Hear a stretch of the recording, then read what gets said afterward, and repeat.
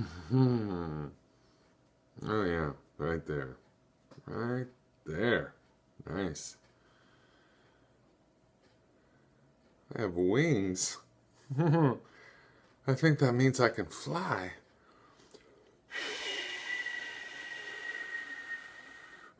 Ooh, I have muscles too. Ah, yeah, check that out.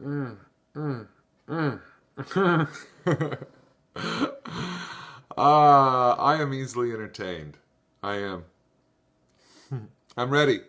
I'm ready if you are we ready? Oh. Oh hey. I guess we were already rolling. Well good. Hi, I'm Sean, and this is the Winning Loser video blog. Thanksgiving edition. Let's just stop for just a second. Let's just take a deep breath.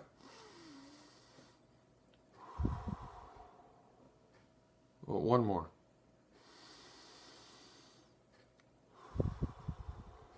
Okay, I feel better. Thanksgiving, the Super Bowl of all food holidays. This is the big one, right? Oh my goodness gracious. Today on the Winning Loser video blog, I want to share with you some ideas that have helped me over the last several years. In fact, Thursday will be my 8th Thanksgiving since starting to lose weight back in September of 2008. So, starting in September and right around the corner was Thanksgiving when I started, I knew that I had to come up with some kind of a plan to help me get through because I cannot count the number of weight loss attempts that came to a crash and burn on Thanksgiving Day. That wasn't the intention, but that's exactly what always happened to me. And maybe I can provide some tips that worked for me, and perhaps they will help you, maybe not, but I'm going to offer them anyway. First of all, talking about the past, oh my goodness gracious. Thanksgiving to me was always that opportunity to just go crazy. All of the behaviors with food, all of those behaviors that I spent so much time hiding and isolating and doing when nobody else was looking, all of those things I could do out in the open because not only was it acceptable around my family and friends on Thanksgiving, it's acceptable on a larger scale, society. I mean, it's just expected. We're gonna eat a lot, and that's why you see an increase in the number of commercials for antacid products and stuff. And I used to do that. I used to start every Thanksgiving by popping some antacids or some Zantac, some kind of medicine to help me prepare for the punishment I was about to unleash on myself. And I would go back, get, plate after plate. I was passionate about it and really good at it. Like that pie, that pie is mine. Everybody, just so everybody knows, that pie right there is mine. I would seriously do things like that.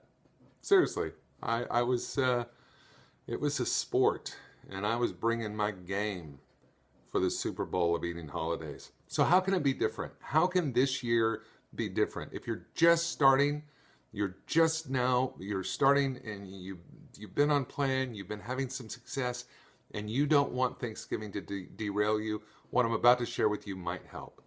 If you've been doing this quite a while, you're going to totally relate to this if you have successfully maneuvered your way through Thanksgiving and other holidays. Here's what I did when I first started losing weight. I had some anxiety going into that first Thanksgiving because I didn't want to feel deprived. I wanted to somehow maintain the integrity of my plan and still be able to eat perhaps a little more than I normally would, but within reason. And here's what I did. I added calories to my budget on that day for Thanksgiving. When I started eight years ago, well, over 7 years ago, this will be my 8th Thanksgiving, I added 1,000 calories to my budget. Now here's the catch. I added those calories, but the non-negotiable was that I had to maintain the integrity of that calorie budget.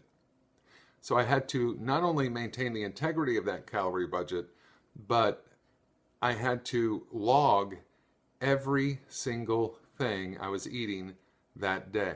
And I did. And what that did for me was it enabled me to relieve some of that anxiety I was feeling about, I didn't want to feel so restricted, but at the same time, I wanted to maintain the integrity of my plan. So it allowed me to do both. It gave me room in my budget and the logging, okay? I mean everything, every bite, the logging and the maintaining the integrity of that plan and that budget on Thanksgiving was enough for me to hit the pillow at night knowing that I did well, okay? Knowing that I did well. So I didn't break that psychological momentum or whatever you want to call it. And so the next day, waking up, I was fine. It wasn't like Thanksgiving in the past when I would wake up the next day and I would still be completely off the rails. All right? Now things have changed for me. Last year, I believe I added maybe 500 calories to my budget, and I ended up eating maybe 230 or 40 or 50 calories above my budget. I didn't even use them all. And the reason for that is this. Thanksgiving is an opportunity to really appreciate our blessings and to give thanks and to be grateful and to enjoy those around us and to really engage and enjoy family and friends and be thankful for the many blessings. And I never really gave that stuff much attention in the past, honestly. I really didn't. I mean, my focus was all about the food.